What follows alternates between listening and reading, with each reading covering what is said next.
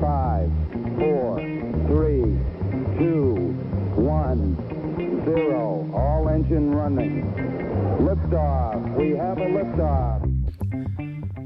Well, we've got a quick episode today with a one-on-one, Coach Mapes for the MAC golf team.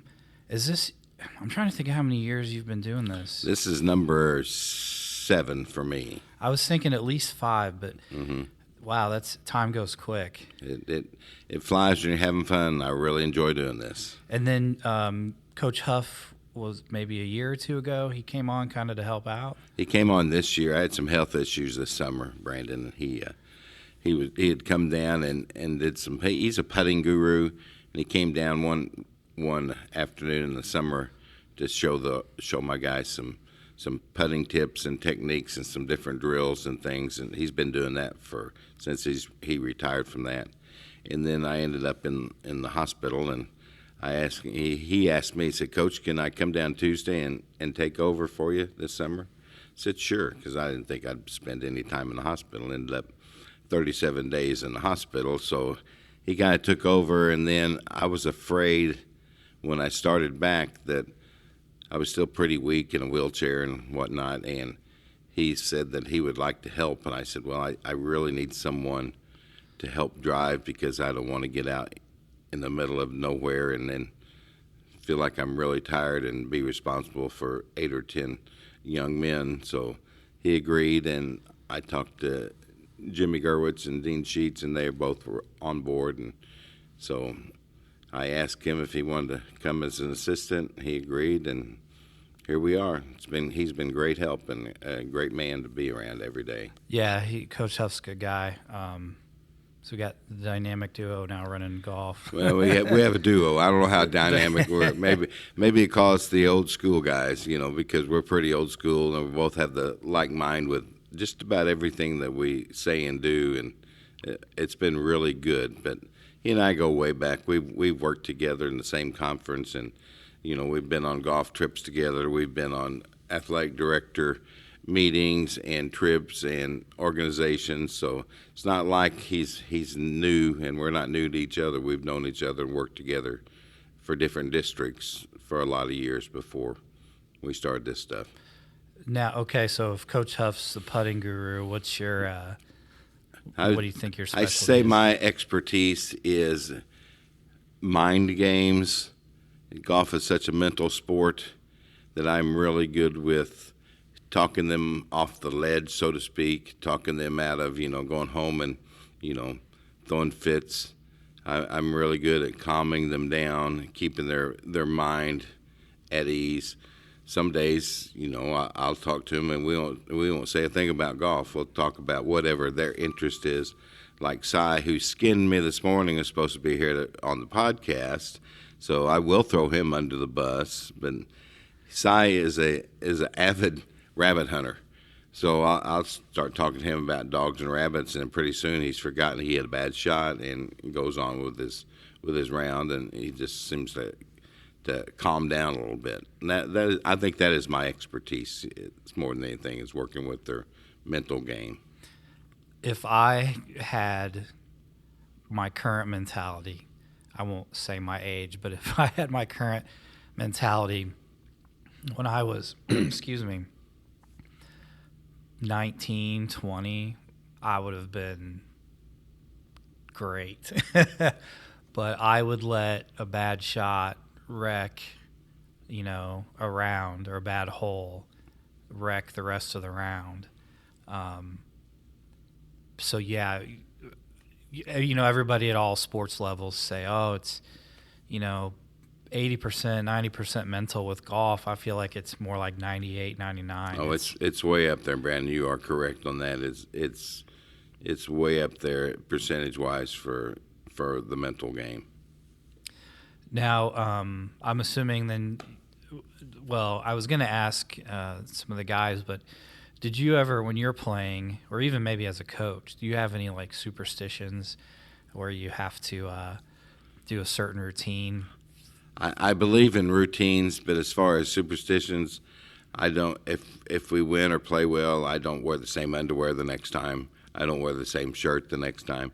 Now, when I was a basketball coach, I'd be superstitious and I'd wear the same pullover. Of course, I would wash. I would not, just Okay. let it stick on the wall or anything. I would wash and still wear it. So superstitious in that way, yes.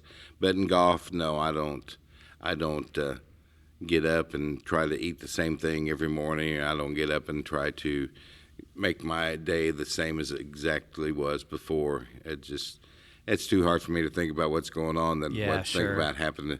And I preach to them, we don't live in the past. It's one shot at a time, keep moving forward. And if I spend all my time thinking about what I have on that day, what I need to, well, then I'm not practicing what I'm preaching. So Right.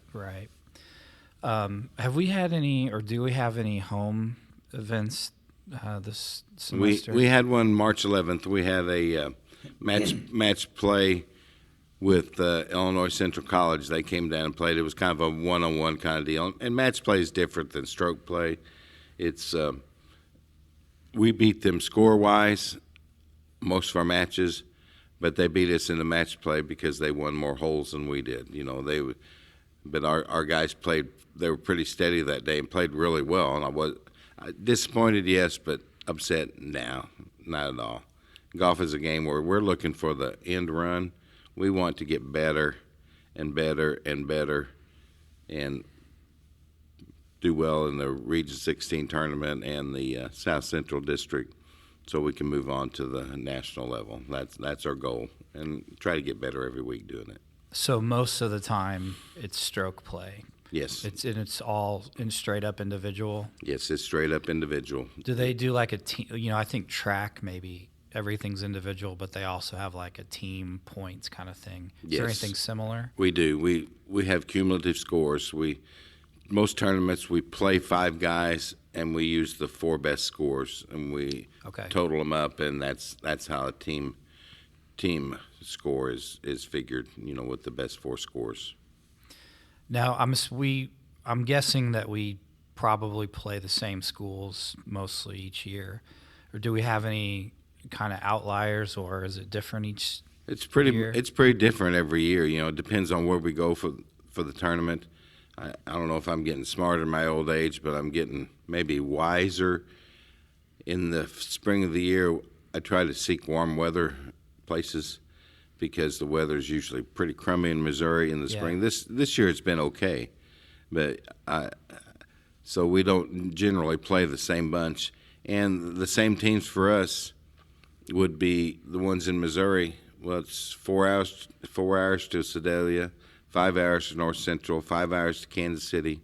The schools in our region, it's just almost too far to go to have the same kind of weather in Missouri. Sure. So I'm seeking warmer weather and better conditions so we can play more golf and get better to compete against those teams. So do we not have like a conference then, or is it just kind of? We have Region 16, which it is Mineral Area, State Fair, North Central Missouri College, and Metropolitan Community College, Kansas City.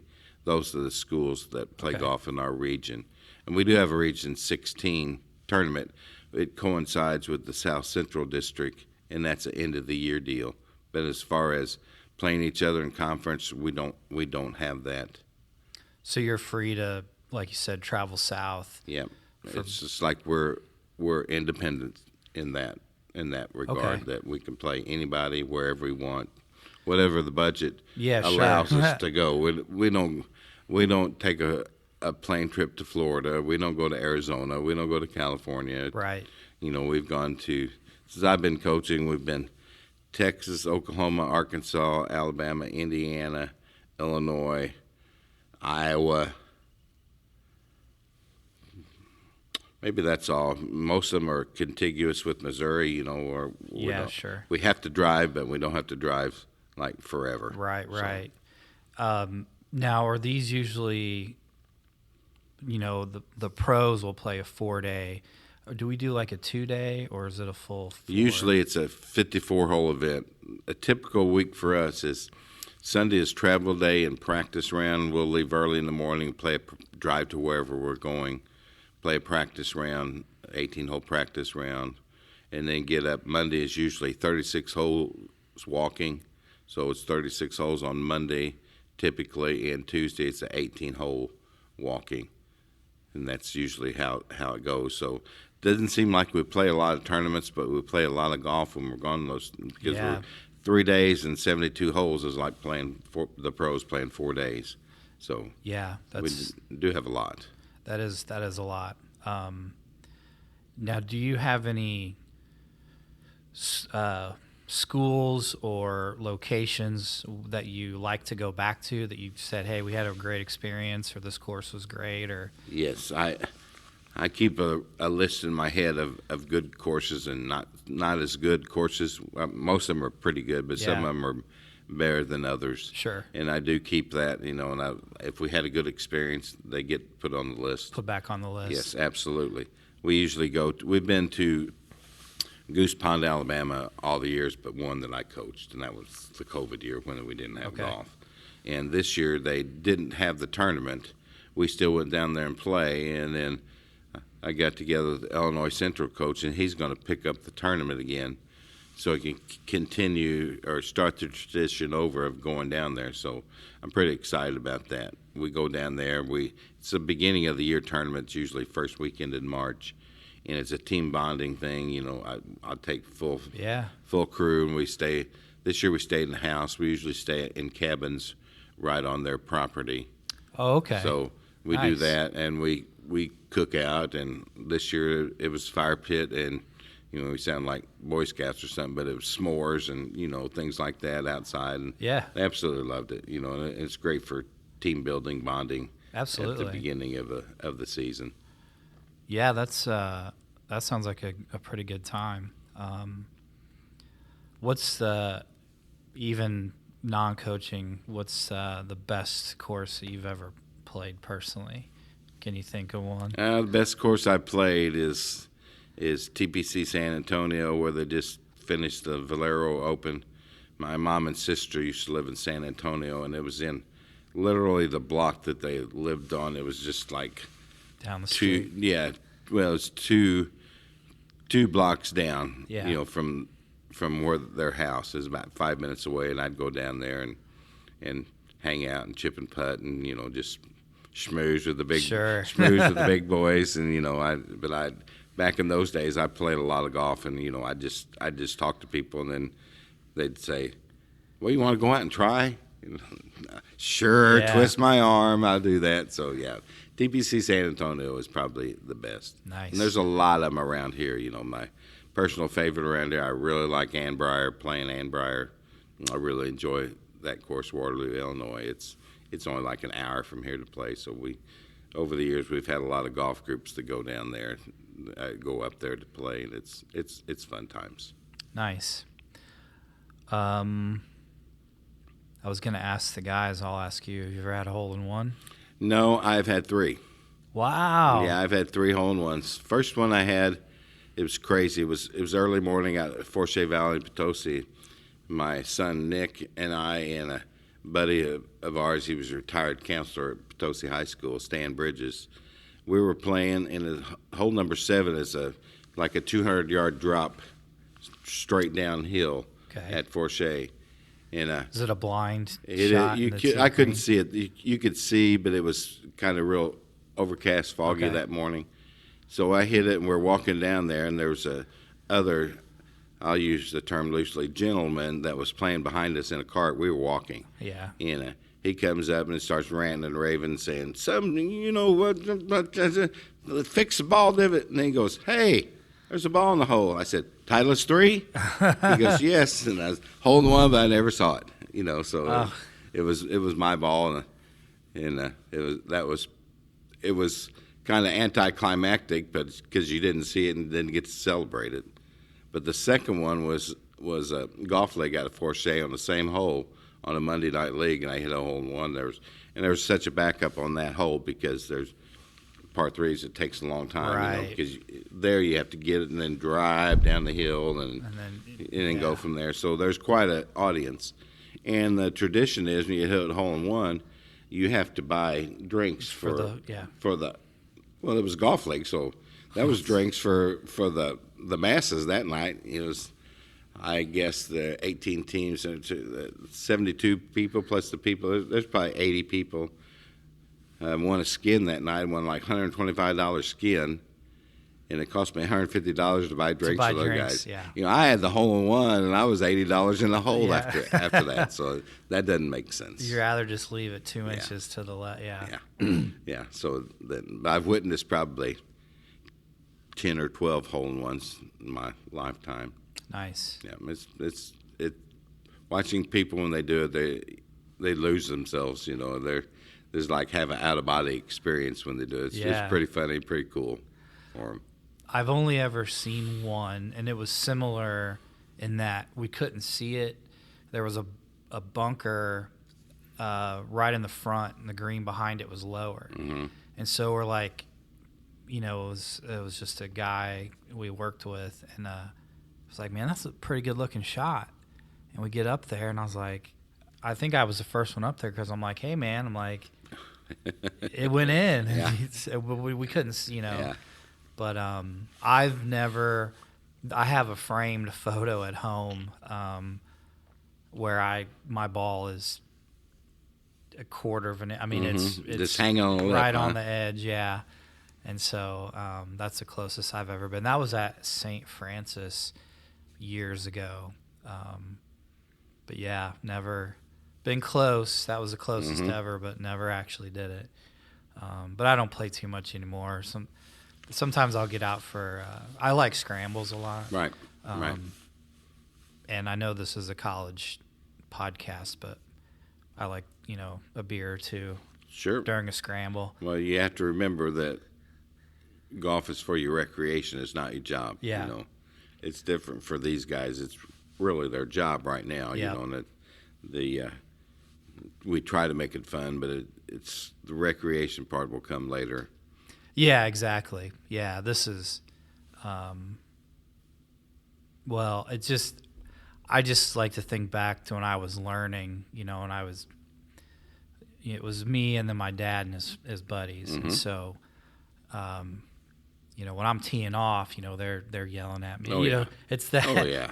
That's how I grew up playing. We used Yeah. to go to Viburnum and play with the buddies I played softball with, and, it was like talking Heckling. the whole time. Yep. And, or one time we slipped a guy with those exploding golf balls. And he hit one of those. I slipped it in on him, and he didn't even look at it. He goes, I didn't know what to say. He started, jumping around like, what the heck happened?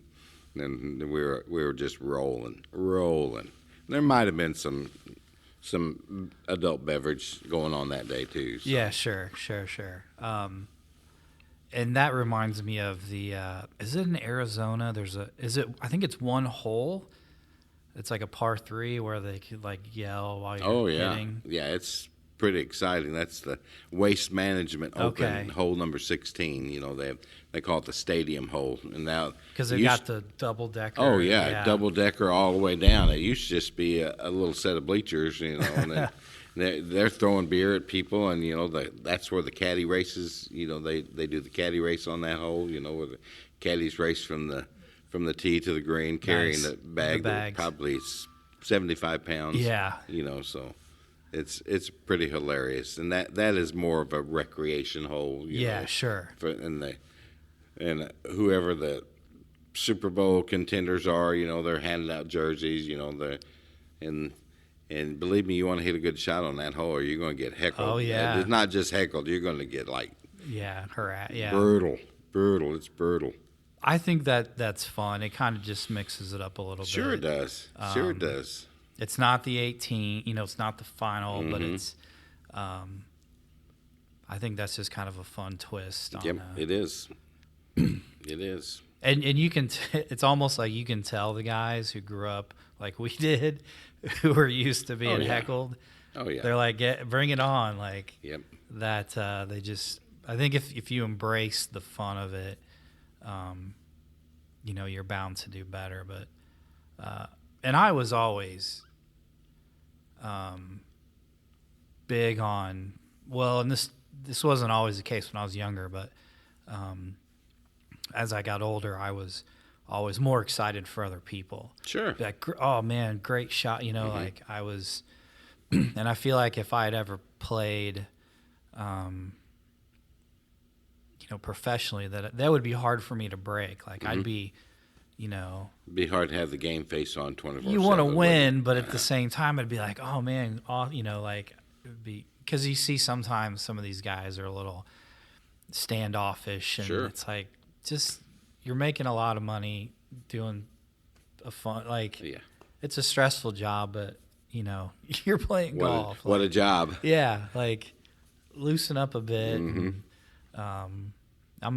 everybody's personality is different, but and that's why sometimes you see these team events like the Cups, where guys, normally are going head to head, you get a chance to play together, and you can see that excitement. Oh yeah, come out again. It's pretty cool to watch those team events like that. Now, I'm assuming you've been to some pro events as a spectator? I've been quite a few. Coolest one probably was Marion, Pennsylvania, right outside Philadelphia for the 2013 U.S. Open.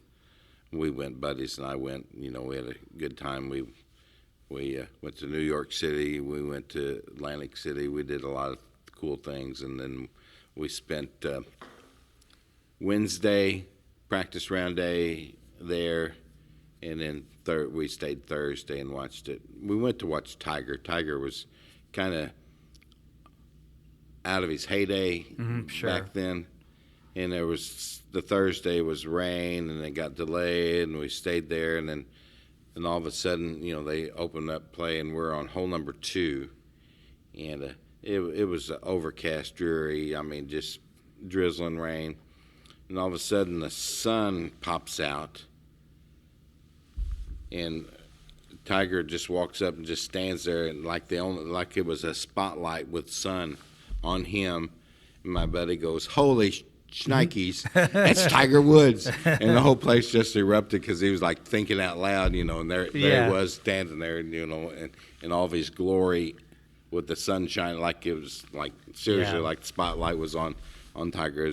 Is a pretty awesome moment there. Nice. That's something I'll never forget, and that is probably why that would be my favorite, pro tournament event happening, however you want to say it. But it was pretty awesome. That's really cool. I have only ever been to one. It was the senior tour in Lexington, Kentucky, late 90s, I think, and we briefly talked to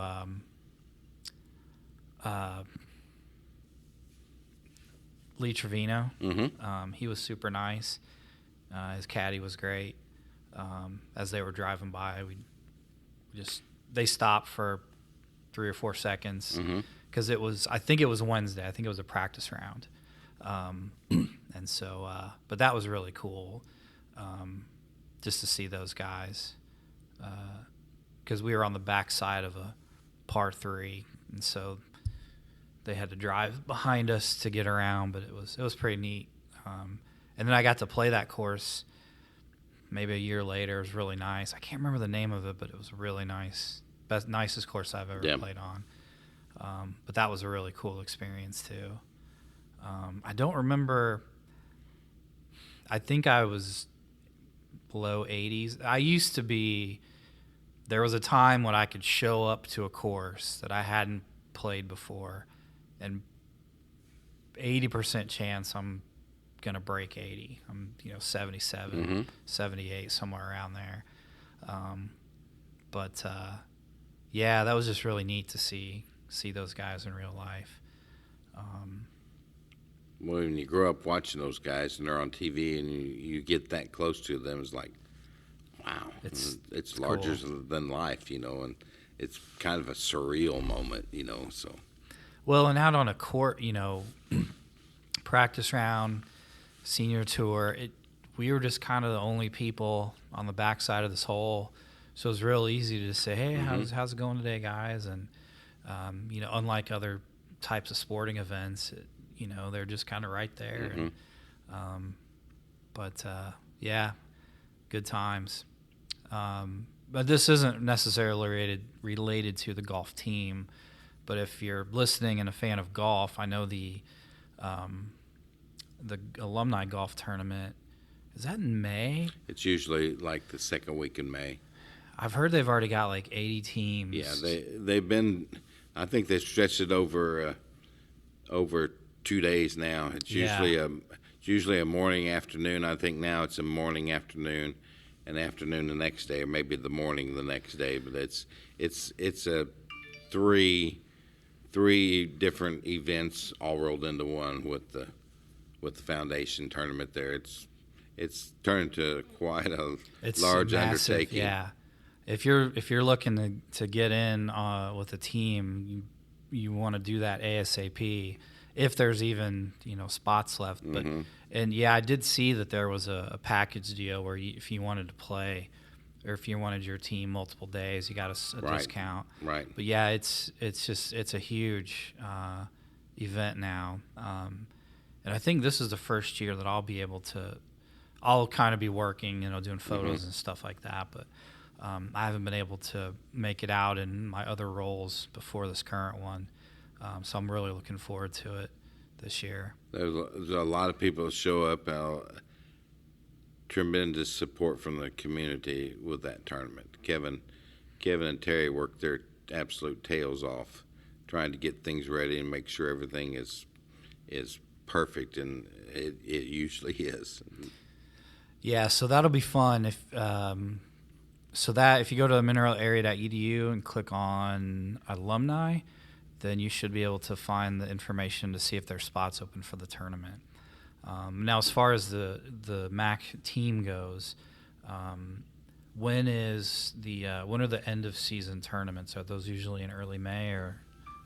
The Region 16 and the South Central District will be May 3rd, 4th, 5th. It's in Kansas City this year. We rotated because in the South Central District there are schools from Missouri, Kansas, and Oklahoma. There's 4 from Missouri, 1 from Kansas, 2 from Oklahoma. Tyler, Texas used to be in it, but they decided after winning 9 Division II national championships, they wanted to go Division I. So they're not in anymore. So it's just those 7 teams. And it's May 3rd, 4th, 5th. It's Fred K. Arbanis course in Kansas City, Missouri. And then after that, if we qualify individuals or teams for the national tournament, it is May 21st through 26th in Joplin, which is like for us driving around the block to get there instead of traveling to another state, something, so it's a little different, we're kind of blessed that that's only 4 hours away. Yeah, so that's a short drive for us. Yeah, so. Considering where other national tournaments are held. Yeah, I know it's been in Mineral Area's played in Florida and Arizona, and then I've only been to. It's been every other year. It's been in Swan Lake, Indiana, which is northern Indiana. You can almost spit into Lake Michigan. It's so far north. It's pretty far north, and the weather's usually okay by then. Sure. But the course up there is awesome. Practice facilities are great. They have lodging right on there on the course, and we have stayed 4 or 5 different times in a house right on 18th green, which is pretty cool because you can sit out on the back deck or the picnic table there and watch schools come in when you're done, or nice. Sometimes they're finishing before you even start. So yeah, wow, it's a pretty cool location. Very good amenities there. Well, hopefully we can get some qualifiers. It's right in our backyard. That's the goal, buddy. That's the goal. So hopefully we can. Nice. Well, I appreciate you coming in this morning. We both lamented that we're not morning people, but I think it went okay. I think it went fine. But Brandon, I'm a talker, so I can usually what my way through things. Yeah, sure. No. When I'm doing these too, well, and unfortunately for the listeners, every episode, they have to hear my angelic voice. But yeah, I feel like when we get to talking with players and coaches or theater cast or teachers or whoever we have in it, everybody's always worried, like, oh, what are we going to talk about? And it always works out. We always have interesting things to say. So. Well, I didn't write down one thing or bring one thing in, buddy. So I had a few flying. loose ideas. I was just flying with you. So most of the stuff I was going to ask the guys, it's kind of applicable. So I think it all worked out. But yeah, I'll let you get on with your day. But thanks for coming in. If you're out there listening, check the MAC Athletics website. Keep track of our guys. They'll post results. We did have a guy win. He's won two events. Won two in a row. Will Dugal from North County High School has won the last two events, been the individual champion. He was even par the weekend at Osage National, Lake the Ozarks. And then last week we played at the Rail in Springfield, Illinois in a tournament, and he was 2 under par, the only guy under par for the whole tournament, and he won. So he's back-to-back wins, pretty awesome. First time ever for me I've had guys go back-to-back. So that's awesome. Pretty cool. Nice. Well, again, thanks for listening, Coach Mapes. Thanks for joining us today. Thank you, Brandon. I appreciate you asking. We've talked about as well before the show started that next year we hope to do more. So I'd like to catch up with you guys in the fall. Sure. So that we're not we can meet a couple times throughout the year to see what's happening with the team. But with the podcast, we're just trying to do them when we can and get started. And but hopefully we can start touching base more often because it's good to talk to players. And we can do this regularly. So when our riveting conversations, other people buy into that, they'll be so looking forward to doing it that we'll have to do more. I feel like I should have some kind of prize at the end that if you made it all the way, you get something. Maybe I'll talk to Aaron in the bookstore and you get a free hat or something. Yep. If you can prove you listen to, I'll make a quiz. All right. I'll draw up a quiz each episode, and if you do that, and they can have one of my nice Mac rope hats. So you'll get a free golf ball. Winner, chicken dinner. All right, Coach, appreciate it. Thank you. Enjoy Brandon. the rest of your day, All and we'll talk later. Thanks, man. We'll see you.